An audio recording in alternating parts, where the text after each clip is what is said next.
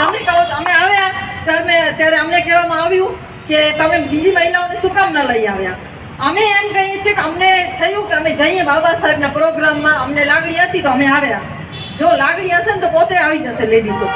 અને હું તમને બધાને એ જ કહેવા માંગીશ કે ખરેખર બીજી વાર આવું પ્રોગ્રામ હોય તો તમારી મહિલાઓને બહાર કાઢો, તમારી લેડીઝોને આઝાદી આપો કે તમે પણ અમારી સાથે ચાલો, કામ મૂકી દો સાઈડમાં, આજે તમને ચાલુ જ છે. મારા બાળકોને પણ અમે લઈ આવ્યા, પણ મારા બાળકોની એક્ઝામ હતી ને કે અમે અમારા બાળકોને બી શીખવાડીએ. કેમ કે જ્યાં સુધી હું કહીશ કે મને પણ ખબર નથી, આજે મને 2 વર્ષથી બાબા સાહેબ વિશે ખબર પડી.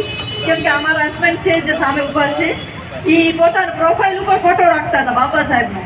તો હતી કે તમે બાબા સાહેબનો ફોટો રાખો, આપણો ફોટો રાખો. પણ તે જ્યારે એમણે મને બાબા સાહેબ વિશે જાણકારી આપી ત્યાંથી આપણા ભગવાન બાબા સાહેબ છે. કેમ કે જેવો આપણે આપશું આપણી મહિલાઓને જાણકારી તો જ એમને ખબર પડશે. આજે મને ખબર પડી, તમે તમારી ઘરની મહિલાઓને પણ ખબર આપો.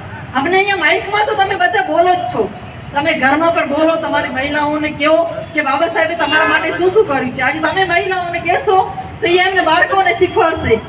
આજે અમારા બાળકો બી બાબા સાહેબને માને છે, કેમ કે અમે શીખવાડીએ છીએ.